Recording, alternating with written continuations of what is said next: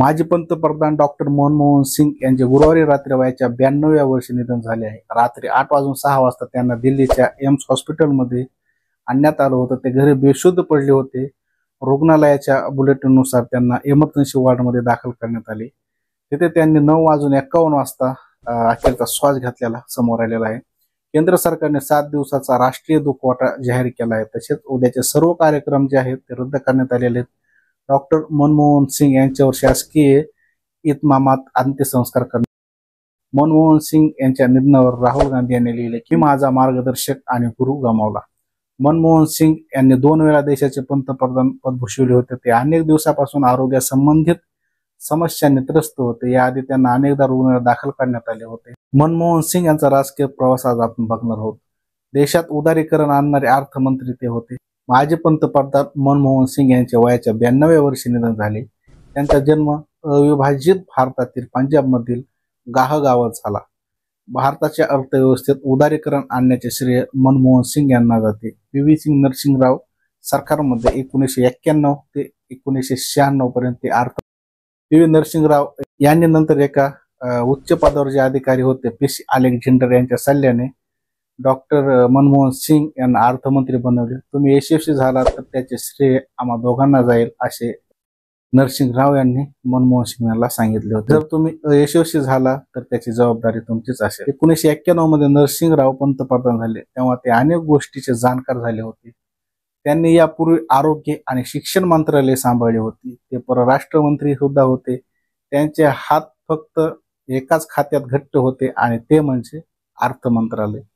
ते पंतप्रधान होण्याच्या 2 दिवस आधी कॅबिनेट सचिव नरेश चंद्र यांनी त्यांच्या 8 पानांची नोट दिली होती, ज्यामध्ये भारताची आर्थिक स्थिती अत्यंत वाईट असल्याचे सांगण्यात आले होते. नरसिंहराव यांनी त्यांचे त्यावेळेचे सर्वात मोठा सल्लागार पी.सी. अलेक्झांडर यांना विचारले की अर्थमंत्रीपदासाठी आंतरराष्ट्रीय स्तरावर मान्य असलेल्या व्यक्तीचे नाव सुचवू शकता का.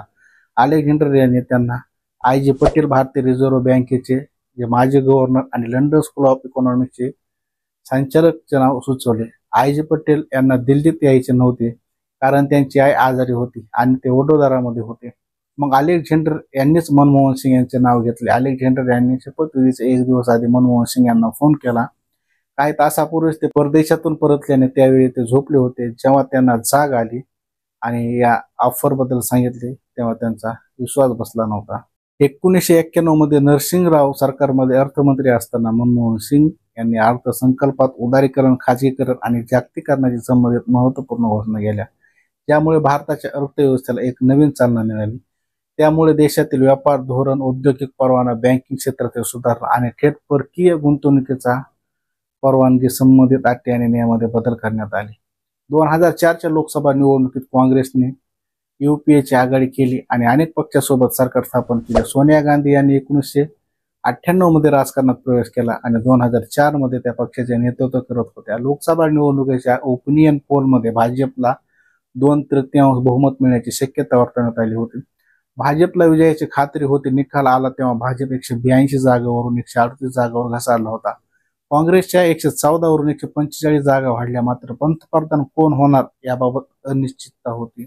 यूपीए सरकारमध्ये परराष्ट्र मंत्री राहिलेले नटवर सिंग त्यांच्या one life is not enough या पुस्तकात लिहितात, त्यावेळी गांधी कुटुंबियाची कोंडी झाली होती. राहुल यांनी आईला सांगितले की मी पंतप्रधान होणार नाही. आईला रोखण्यासाठी राहुल काहीही करायला तयार होते. आई आणि मुलामध्ये जोरात बोलणे झाले. राहुल यांना भीती वाटत होती की जर आपली आई पंतप्रधान झाली, आजी आणि वडिलांप्रमाणे आपली हत्या केली जाईल. नटवर लिहितात, राहुल खूप चिडले होते. त्यावेळी मी मनमोहन सिंग आणि प्रियंका तिथेच होतो. आई मी तुला 24 तास वेळ देतो असे राहुल यांनी म्हटल्याने प्रकरण आणखी वाढले. काय करायचे ते तुम्हीच ठरवा. रडणाऱ्या आईला अर्थातच सोनिया गांधींना राहुल यांच्या बोलण्याकडे दुर्लक्ष करणं अशक्य होतं. 18 मे 2004 रोजी सोनिया गांधी सकाळी लवकर उठले. त्या शांतपणे राहुल आणि प्रियंका यांच्यासोबत घराबाहेर पडल्या.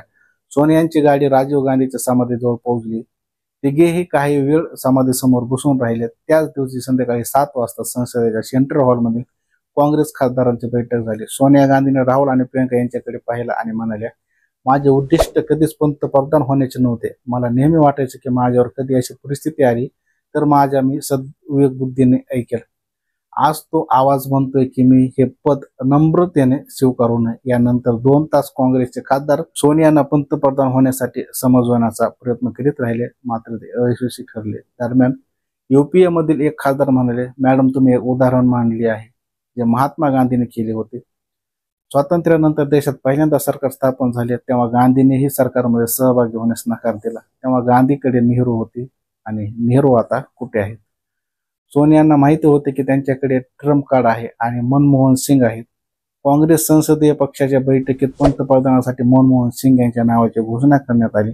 माजी राष्ट्रपती एपीजे अब्दुल कलाम यांनी turning point journey through challenges या पुस्तकात लिहिले आहे की यूपीएच्या विजयानंतर राष्ट्रपती भवनानेही सोनिया गांधीचा पंतप्रधान बनवण्यासंदर्भात पत्र तयार केले होते। परंतु जेव्हा सोनिया गांधींनी डॉक्टर मनमोहन सिंग यांची भेट घेतली आणि मनमोहन सिंग यांचं नाव पुढे केले असता ते थक्क झाले। नंतर पुन्हा पत्र तयार करावे लागले। मनमोहन सिंग यांनी 22 मे 2004 ते 26 मे 2014 पर्यंत पंतप्रधान पद भूषवले।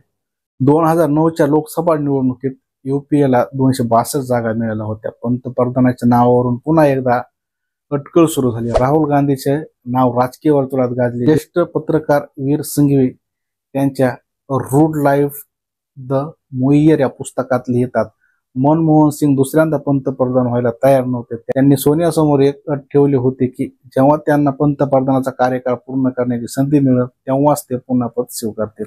त्यानंतर राहुल यांनी आपल्याला पंतप्रधान होण्याची कोणतीही इच्छा नसल्याचे आश्वासन दिले। त्यानंतर मनमोहन सिंग यांनी पुन्हा पंतप्रधानाची सूत्र स्वीकारली। 22 मे 2009, 26 मे 2014 या काळामध्ये ते पंतप्रधान। जवाहरलाल नेहरू नंतर मनमोहन सिंग हे भारताचे पहिले पंतप्रधान बनले ज्यांना 5 वर्षाचा कार्यकाळ पूर्ण केल्यानंतर सलग दुसऱ्यांदा पंतप्रधान होण्याची संधी मिळाली। अशा प्रकारे मनमोहन सिंग हे अर्थमंत्रीपासून ते पंतप्रधानापर्यंत त्यांचा जीवन प्रवास होता आणि त्यांनी आज अखेरचा निरोप घेतला।